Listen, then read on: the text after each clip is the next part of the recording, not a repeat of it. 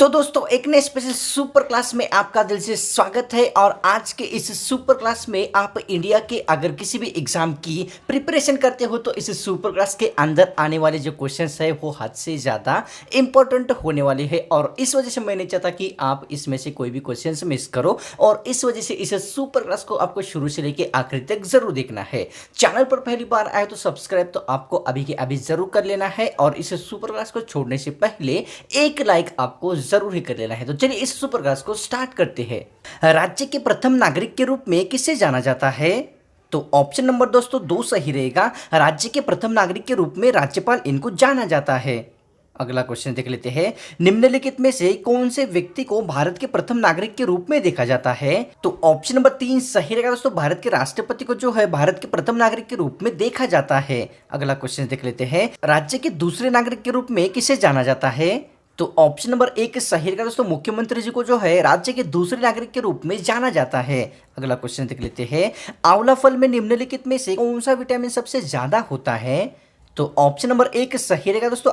आंवला इस फल में जो है विटामिन ए सबसे ज्यादा मात्रा में पाया जाता है। अगला क्वेश्चन देख लेते हैं। निम्नलिखित में से किसे भारत के राष्ट्रीय पेय के रूप में मान्यता प्राप्त हुई है? तो ऑप्शन नंबर 2 सही रहेगा दोस्तों। चाय को जो है भारत के राष्ट्रीय पेय के रूप में मान्यता प्राप्त हुई है। अगला क्वेश्चन। उमेश चंद्र बैनर्जी राष्ट्रीय कांग्रेस के कौन से अधिवेशन के अध्यक्ष थे? तो ऑप्शन नंबर दोस्तों 1 सही रहेगा दोस्तों। उमेश चंद्र बैनर्जी ये जो इंसान है राष्ट्रीय कांग्रेस के सबसे पहले अधिवेशन के अध्यक्ष रहे थे। अगला क्वेश्चन देख लेते हैं। निम्नलिखित में से किस गांव को सरकार ने पुस्तक गांव के रूप में मान्यता दी है? तो ऑप्शन नंबर 3 सही रहेगा दोस्तों। भिलर इस गांव को जो है भारत सरकार ने पुस्तक गांव के रूप में मान्यता दी है। अगला क्वेश्चन देख लेते हैं। कौन सा मंत्री बजट तैयार करता है और उसे संसद में पेश करता है?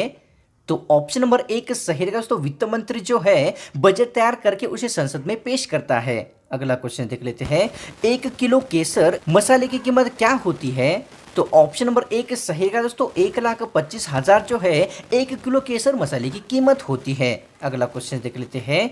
मणिकर्णिका निम्नलिखित में से किस महिला व्यक्ति का नाम था?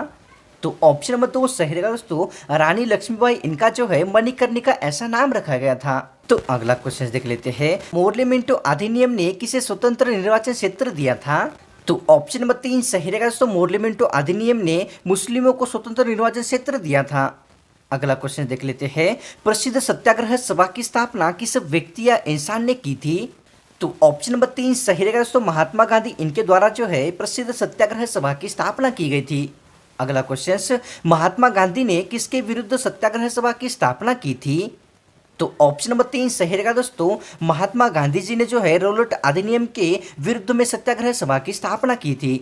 अगला क्वेश्चन। निम्नलिखित में से कौन सा कानून काला रूप के नाम से जाना जाता है? तो ऑप्शन नंबर 3 सही रहेगा दोस्तों। रौलट कानून ये जो कानून है इसे काला कानून के नाम से भी जाना जाता है। अगला क्वेश्चन। जास्कर निम्नलिखित में से किस नदी की प्रसिद्ध सहायक नदी बन चुकी है? तो ऑप्शन नंबर 4 सही रहेगा दोस्तों। जास्कर ये जो नदी है सिंधु नदी की सहायक नदी बनी है। अगला क्वेश्चन देख लेते हैं। साबरमती आश्रम कहां पर स्थापित किया गया था? तो ऑप्शन नंबर 4 सही रहेगा दोस्तों। साबरमती आश्रम को जो है अहमदाबाद में स्थापित किया गया था। अगला क्वेश्चन। मसूरी ठंडा हवा भारत के किस राज्य में स्थित है? तो ऑप्शन नंबर 4 सही रहेगा दोस्तों। उत्तराखंड इस राज्य के अंदर मसूरी ठंड जगह एक स्थित हुई है। अगला क्वेश्चन देख लेते हैं। मन्नार ये प्रसिद्ध ठंडा स्थान भारत के किस राज्य में स्थित है? तो ऑप्शन नंबर 3 सही रहेगा दोस्तों। मन्नार जो ठंडी जगह है भारत के केरल इस राज्य के अंदर स्थित है। अगला क्वेश्चन। कोडाई कैनोल ये प्रसिद्ध ठंडी जगह भारत के किस राज्य में स्थित है? तो ऑप्शन नंबर 2 सही रहेगा दोस्तों। भारत के तमिलनाडु इस राज्य के अंदर कोडाई कैनोल प्रसिद्ध ठंडी जगह स्थित हुई है। अगला क्वेश्चन देख लेते हैं। वल्लभादार राष्ट्रीय बगीचा निम्नलिखित में से किस राज्य के अंदर स्थित है? तो ऑप्शन नंबर 1 सही रहेगा दोस्तों। भावनगर गुजरात इस जगह पर जो है वल्लभादार राष्ट्रीय बगीचा स्थित हुआ है। अगला क्वेश्चन। दुधवा राष्ट्रीय बगीचा किसके लिए आरक्षित रखा गया है? तो ऑप्शन नंबर 1 सही रहेगा दोस्तों। बाघों के लिए जो है दुधवा राष्ट्रीय बगीचा आरक्षित रखा गया है। अगला क्वेश्चन। निम्नलिखित में से कौन सा राज्य तंबाकू उत्पादन के लिए प्रमुख है? तो ऑप्शन नंबर 4 सही रहेगा दोस्तों। ऊपर के सभी मतलब आंध्र प्रदेश गुजरात कर्नाटक के जो सभी राज्य है तंबाकू उत्पादन के लिए प्रमुख बन चुके हैं। अगला क्वेश्चन, बंगाल के दूसरे विभाजन के दौरान भारत का गवर्नर जनरल कौन सा इंसान था? तो ऑप्शन नंबर 3 सही रहेगा दोस्तों, माउंटबेटन। ये जो इंसान है बंगाल के दूसरे विभाजन के दौरान भारत का गवर्नर जनरल रहा था। नेताजी सुभाष चंद्र बोस ने महात्मा गांधी जी को किस नाम से संबोधित किया था? तो ऑप्शन नंबर 3 सही रहेगा दोस्तों, राष्ट्रपिता इस नाम से जो है नेताजी सुभाष चंद्र बोस जी ने महात्मा गांधी जी को संबोधित किया था। अगला क्वेश्चन देख लेते हैं, पुलर गुफाएं महाराष्ट्र के किस जिले के अंदर स्थित है? तो ऑप्शन नंबर 1 सही रहेगा दोस्तों, महाराष्ट्र के नागपुर इस जिले के अंदर पुलर गुफाएं स्थित है।